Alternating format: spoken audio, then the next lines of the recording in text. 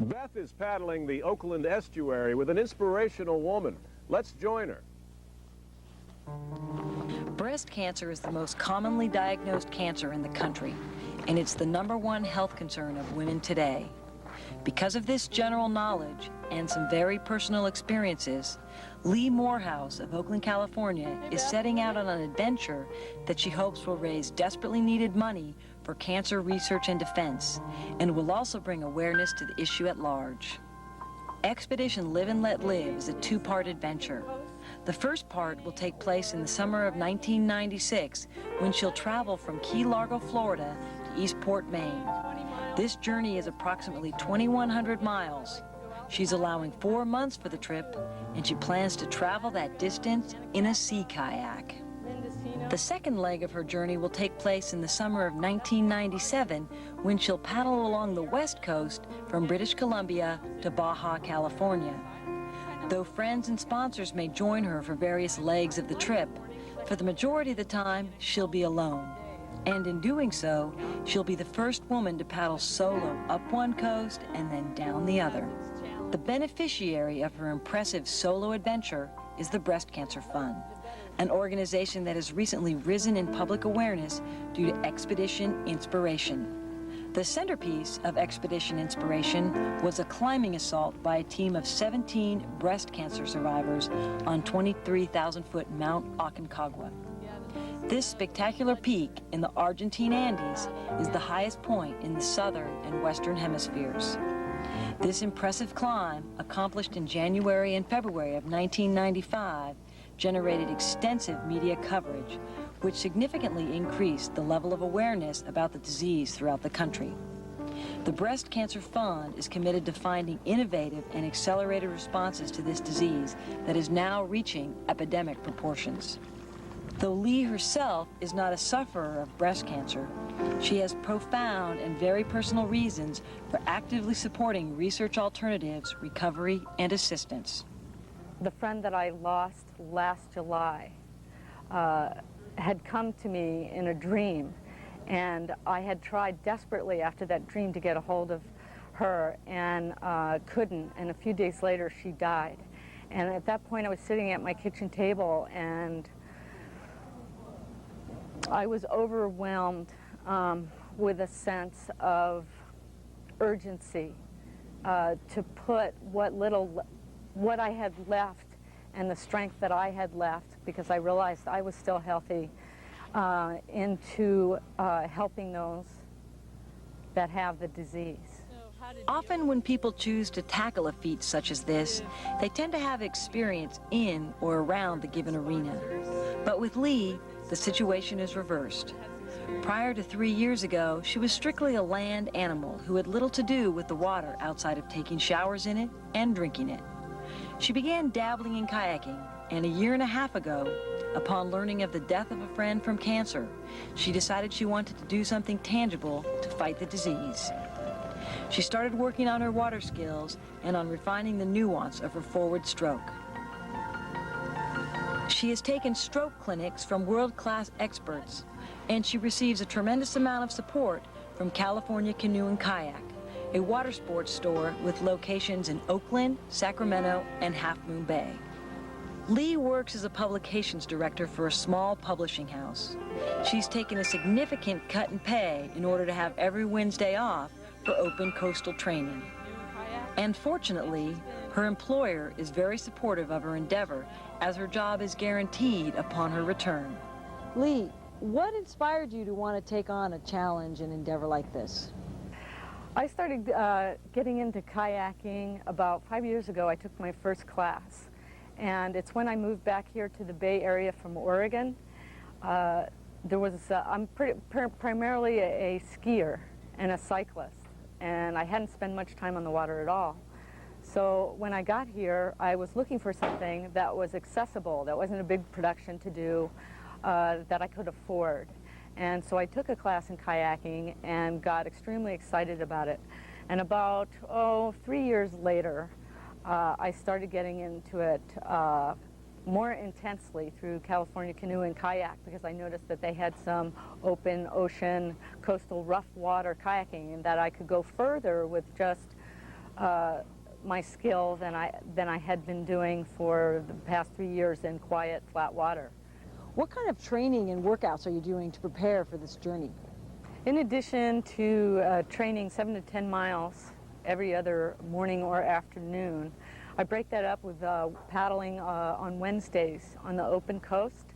If I'm not paddling on the open coast, I vary that with surf kayaking, which is a great skill building exercise in the waves. And then on weekends, or every other weekend, I'll try to do 20-mile intervals 2 days in a row.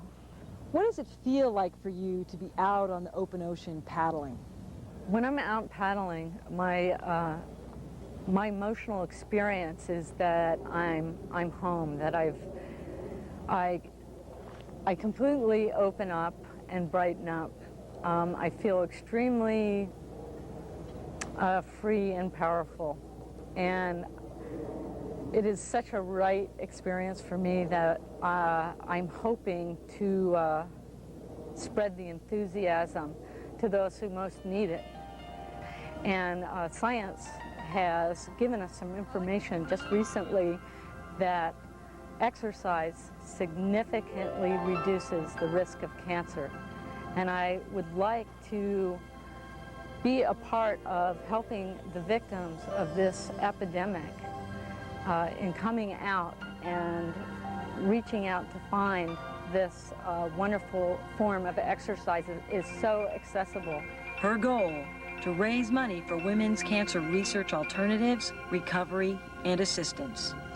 She's looking for both individual and corporate sponsors who will pledge on a mile-by-mile basis. Breast cancer is making a muscular attack on the disease, traveling all the way to Maine by kayak. Eyewitness News reporter Natalie Sims caught up with Leigh Moorhouse today during her voyage. Hi, Natalie. Hi, Tim. Most of us probably don't think of ocean water as a battleground, but for one woman who's fed up with the fight against breast cancer, hitting the water is the only way she knows how to help keep death at bay. Showing us what courage is all about. That's right. Leigh Moorhouse is on a journey of hope. This weekend, she'll reach the coast of North Carolina on her 2,100-mile kayak trip up the eastern seaboard. Her goal is simple, to help stop a killer. Leigh's perseverance and passion make her extraordinary. This is me. This is cancer. A lone woman at sea, approaching Jacksonville, Florida. Her tiny kayak dwarfed by freighters, moving slowly up the east coast of the United States, stroked by shoulder-wrenching strokes. This is about endurance, and I think it's an incredible metaphor for all those women fighting breast cancer. Leigh Moorhouse doesn't have breast cancer, but after losing 2 friends to the disease and watching 2 more struggle through treatment, the 41-year-old decided to join the fight. I realized that I could give something back by doing something I love. It's a daunting 5-month marathon, paddling from Key Largo, Florida, 2,100 miles to Eastport, Maine. Her goal is to raise $200,000 in donations for breast cancer research and to promote awareness of the disease that kills 46,000 women a year. Tucked tightly in her kayak, paddling 8 or 9 hours each day. It's a constant struggle. Every day there's ache. Any long-distance athlete will tell you there's pain involved. There is the other pain, the skeptics who doubt Leigh's determination. There are a lot of people that say discouraging things, but I'm sorry, I already forgot what those things were, and I forgot who those people are. On day 18, Leigh reached Jacksonville, the 400-mile mark, where a group of breast cancer survivors cheer her arrival. You made it.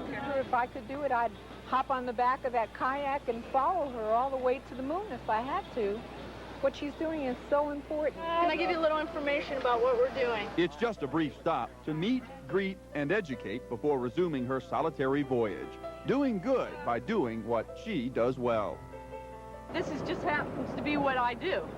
Folks like Howard Stern have radio talk shows, and I paddle my kayak. I mean, there it is. Quite a long journey. Boy, you got to respect her. We'll be back in just a minute. Life makes a stop on the Treasure Coast. She says a voice in a dream told her to make an amazing journey. News Channel 5's Len Turner has her story. Leigh decided decided to embark on her journey to send a message and for personal reasons. She's lost 2 of her friends to breast cancer, and 3 of them are now in treatment. I feel very fortunate I've been healthy. I'm a healthy person. I think I'm the one to be doing this, not wait till I'm sick or someone else close to me dies or goes into treatment. Now's the time. A California woman is taking her cause to the waterways. Leigh Moorhouse is kayaking from Florida to Maine to raise money for breast cancer research. I caught up with Moorhouse as she paddled into Boston yesterday.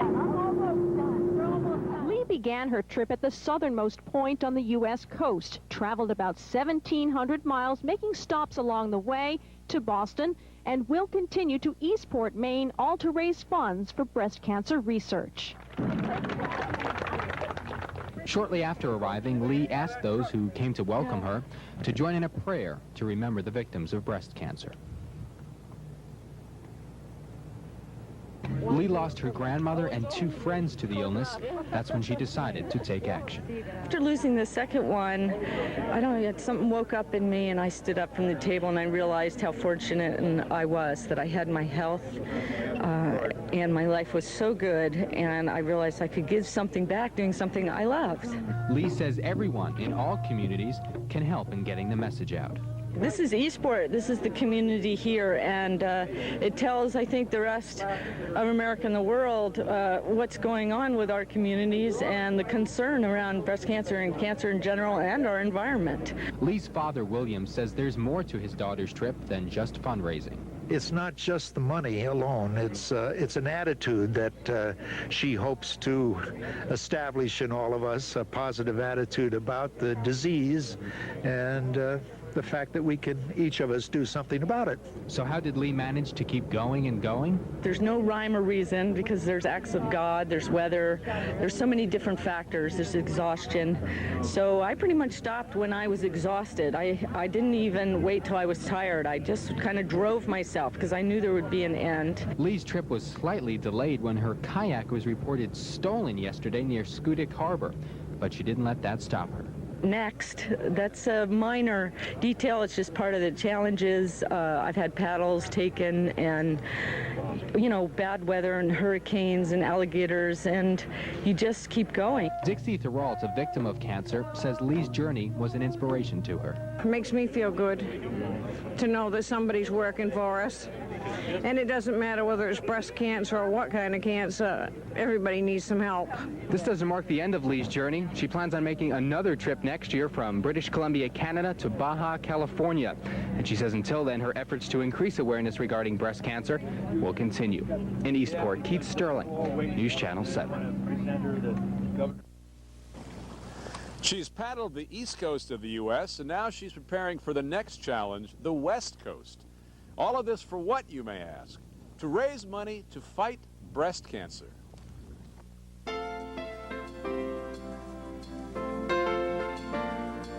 Leigh Moorhouse is not your average kayak enthusiast. She recently returned from a 2,100-mile trip from Key Largo, Florida to Maine. I thought about it for about a year before I decided to do it to find out what the motivation is, because if the motivation has anything to do with grandiosity or getting attention, I surely wasn't really going to make it because it's so ambitious. Grandiosity is hardly her motivation. She paddled an average of 8 to 40 miles a day and through 3 hurricanes for something much more important, to raise awareness for women fighting breast cancer. After 40 years, I felt like I had taken my whole life, and people had given me so much, and that it was time to give back. And I was especially moved by losing 2 friends to breast cancer. I lost my grandmother to cancer, and 3 are in treatment. And that number has quadrupled since I've been on my trip because I've met so many, many women fighting the disease. How many hours a day, hours a week did you have to spend? I first started out paddling approximately 7 to 10 miles every day. Then it was every other day, mixed with long-distance training on the weekends and races. I also mixed in rough water kayaking, like surfing. Leigh prepared for her trip in San Francisco, where she lives, because she says the Bay Area has every kind of water condition and is perfect for training, even for a beginner like me. 1, 2, 3. That's a rudder. They slide. Great. That's it. You're in. It's tricky going out in the water for the first time, but nothing like being the first woman to paddle up the entire East Coast. What do you hope that you accomplished besides the physical marks that you made? You know, again, it's, you know, I have to tell you, truthfully, what I realized is that doing a trip like this is I now have more of an understanding of other folks that do it, and now I know why not a whole lot of people take on these kind of expeditions and pushing themselves to the limits, because it's unbelievably hard. Not unlike the battle with breast cancer. The metaphor is very closely linked in the challenge, and somehow you want to find some peace in that challenge as well. And it means working out through a lot of your own personal garbage along the way. She overcame many obstacles along the way, some she didn't expect. Besides the challenging water and the weather that you ran into, what kind of surprised you? What happened during your trip that you didn't expect? The biggest one was being chased by a 12-foot alligator. And there was no one around, and that really, really scared the dickens out of me. And that's when I found out that most of the gear and emergency signaling devices were useless, because I had no time to get to them. I really was paddling as hard as I could to get away from that beast. And not something you can plan for here in San Francisco? Not at all. I wasn't prepared for anything like that. I see a tiny speck way out there, which I believe is leigh moorhouse. But when she reached the end of her 5-month-long trip, it was all worth it. And a very, very touching thing happened, and that was the Passamaquoddy Indian tribe came, and the drummers, the women drummers in the tribe came out to welcome me. And that's the first time that they have ever come into town to support anything going on in town and anything that any white person was doing.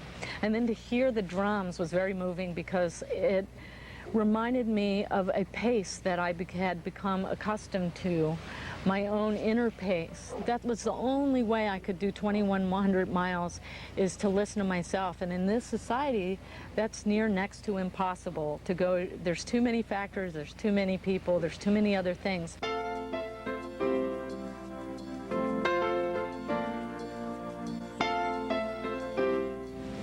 Was it worth it? Very much so. There wasn't a day I doubted myself or that I didn't want to get on the water. The more people I came in contact with, the more rewarding it was. 2,100 miles. Ouch. That's an admirable woman. I don't think she'll be running into any alligators on the Pacific Coast Lake. Maybe an orca or two. Well, that's all we have for this time. Thanks for joining us, everyone, and we'll see you next time on Western Kayaker.